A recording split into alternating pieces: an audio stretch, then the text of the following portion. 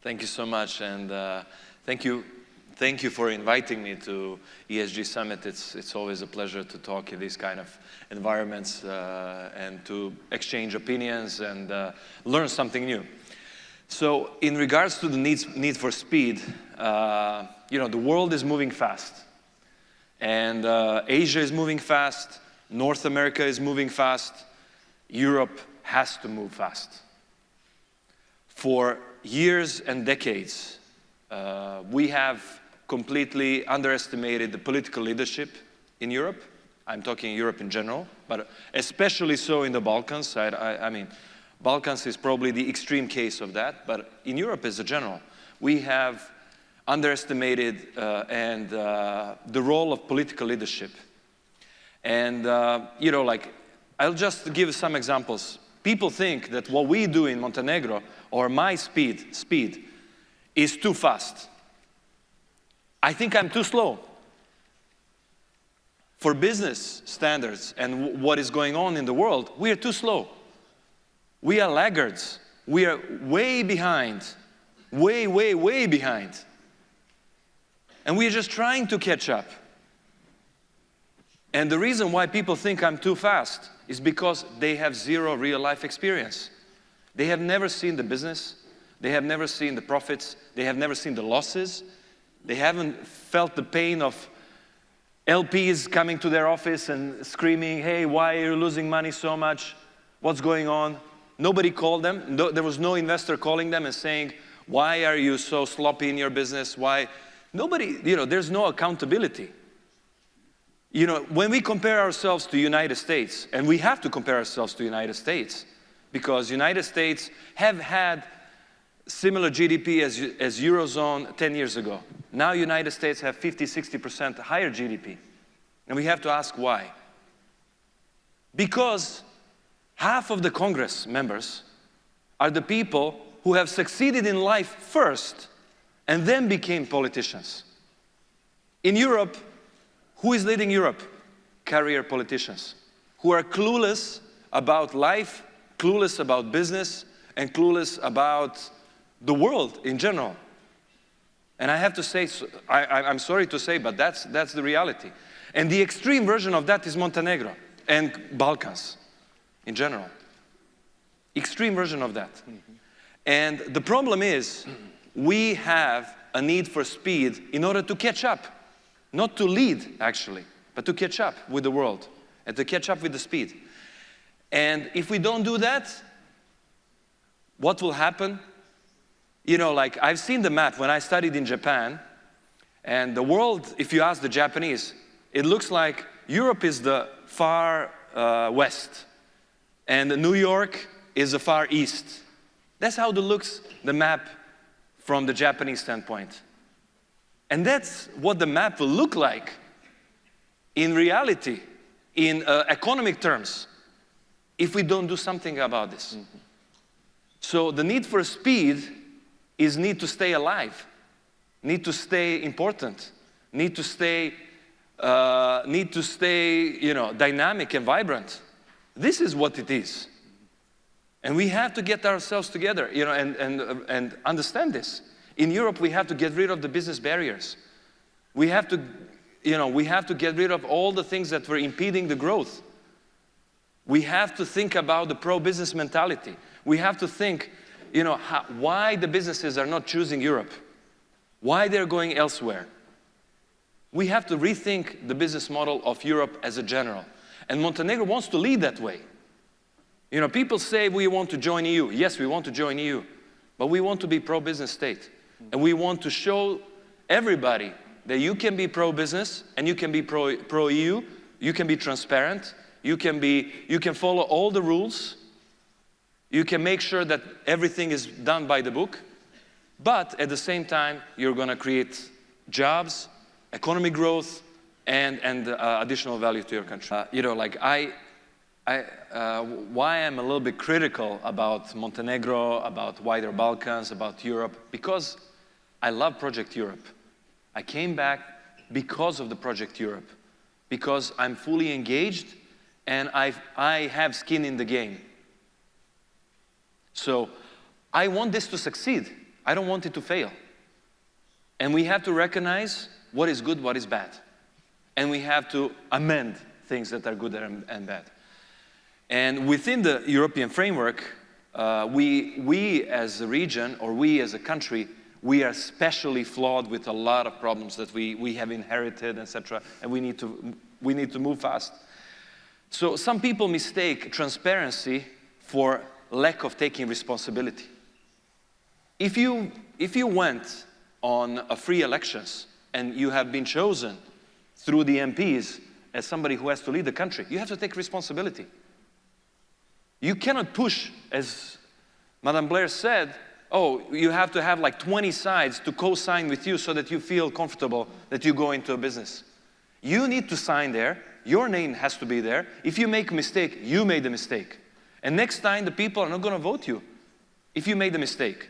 And this is what the true democracy and what the true leadership means. Unfortunately, we don't have it enough. And people try to hide behind, like, oh, if I have 20 co-signatures, then I'll feel comfortable or whatever. This is bad. This is not transparency. This is not sharing the burden. This is running away from responsibility of your chair that you're sitting in. And I don't support this. And I will take responsibility anytime I can. Every time I went to the public and I said, if Europe Now 1 fails, I will resign. Because this is my program, I stand fully behind it, and I will resign. If Europe Now 2 fails, I will resign. So I take full downside, but the upside as well. I'm like a buy-side investor, I'm used to that. I take both sides. I'm not a broker. I'm not like a middleman who's gonna profit in both ways. I'm gonna profit only in the upside case. If I succeed, I'm gonna profit as in like I will be voted again. And this is what needs in Montenegro, in Balkans, in Europe in general. This is what we need, this kind of leadership. Taking responsibility for your decisions and then standing to vote. People, do you choose this? Do you like this or you don't like it? Secondly, I think you're too humble when you say that having a 5-year duration on your investment radar and being speculative. I think many people, day traders are probably the ones who are more speculative. But I think, what kind of investors we want to attract. The investor, Montenegro is not going to sell. Montenegro is a small country. Everybody knows everybody. We are like one community. And when I talk to my friends, like from US, for example, who hate minimum wages, raising minimum wages, and I fight with them, and I explain it.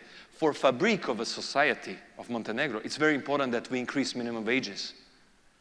That people feel engaged, people feel rewarded, people feel the society fabric works. So this is the good thing about this. It's not left-wing policy. I think it's a make sense policy to increase and keep increasing minimum wages. But at the same time, we have to see what works for businesses as well. We have to relieve the businesses of the fixed costs. So what are the fixed costs? Labor is a fixed cost. So what we've done in the Europe Now 1, Europe Now 2, we were getting rid of the labor taxes, the burdens on the fixed costs for the businesses. Energy. Montenegro hasn't increased electric power price for 5 or 6 years. We are one of the most competitive places in Europe in terms of the electrical energy price. Space, physical space, real estate. Montenegro is one of the most competitive in that sense as well. Montenegro is very competitive. Predictability is something that is a big topic again. There were some contracts that were done in the past, and I don't like talking badly about my predecessors, etc., but they were not thought through properly. And then now we, as a new government, who wants to keep relationship with all the businesses, we have to take this hot potato and solve it, find the solutions. But it's super difficult to find solutions if something was done in a way that is not in accordance with local or international or whatever laws. But, we are not giving up.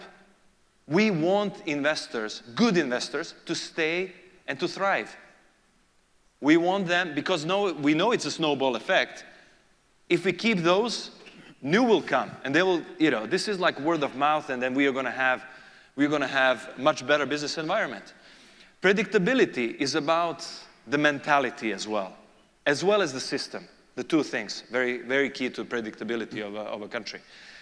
What we are doing now is we want to build a specific part of our legal system that we called Montenegro International Arbitration Court, MIAC. And it is what made Singapore, for example, very predictable and very easy to do business with. I was doing a business in Singapore. Whenever I have a dispute, I go to SIAC. I don't go to courts, because SIAC takes 3 to 6 months to solve the problems that I'm facing with other business. 3 to 6 months, and I'm done. And you have finality of decision. It's very predictable. It's based on the common law. When I read the laws, I can read the laws. I don't have legal background. I can read every law and I know exactly what's going on. And this is what we need in this country. We need the laws to be simplified, fully in line with EU acquis, but simplified. We need to have arbitration court, and we bring the judges, because arbitration court doesn't have jurisprudence on its own. Dependent on the judge, you have different jurisprudences. You can have UK judge who brings the common law there. You can have French judge who brings the French law. You can have German judge who brings the German law. And if the German investor comes in, he's going to feel comfortable with the German judge. So he can choose the German judge, no problems. But prior to getting into a business with Montenegro, he has to have this optionality of using arbitration court as dispute resolution mechanism. And this is what we are working on now. This is very important reform for us, and this will give predictability, because, our commercial court, with all due respect, is not up to the task, or other institutions, unfortunately. Until we fix them, this is a quick fix. This is the way to build the confidence with the business community. And what we, as political leaders, can do is we want the investors who are long-term investors. Mm-hmm. The first lesson when I got into Goldman was when Lloyd Blankfein came in front of all of us kids, and he said, all the greedy folks are going to, you're going to be gone from the job market very soon. Short-term greedy. Be long-term greedy. This is the right way to do things. Have proper relationships with people. Engage with people. Find common interests. Find common ground. And this is the only way, proper way to do the business. So when somebody tells me, like in Montenegro, you have this populist thing saying, hey, let's not have 90 years lease of a land, or 90 years, it's too long, our grandchildren are not going to see that land, or whatever. I say, I'm very happy to sign 90-year lease. Do you know why? If I sign 5-year lease or 10-year lease, it means that the investor who's coming in, he has to return all of his capital, and he has to make profit in 5 or 10 years. What kind of investor is that? It's a speculative investor, as a gentleman said. It's a guy who is gonna try to turn things around to find the ways to make money. If I have a guy who's coming in for 90 years, it's a guy who is gonna be okay with very low IRR, with very, very low return on investment. And this is the kind of investor I want. I want investors who are long-term people, who want to build the things together with the country. We are welcoming everybody who wants to engage with Montenegro, engage with local community, engage with local entrepreneurs. I don't want somebody else to come to Montenegro and to do the business for Montenegrins. I want them to empower Montenegrin entrepreneurs. I want them to give a chance to Montenegrin entrepreneurship. And trust me, I am Montenegrin. I know so many kids in Montenegro who are very talented, very good, and they have never been given a chance. They have never been given a chance. Let's give them a chance. We have very high quality people in Montenegro and in the whole region. And I think, as you said, we were unfairly forgotten. Let's take advantage of these people, and all the investors who come to Montenegro with that kind of vision in mind, they will have full support from the Montenegrin government and Montenegrin parliament. You can count on that.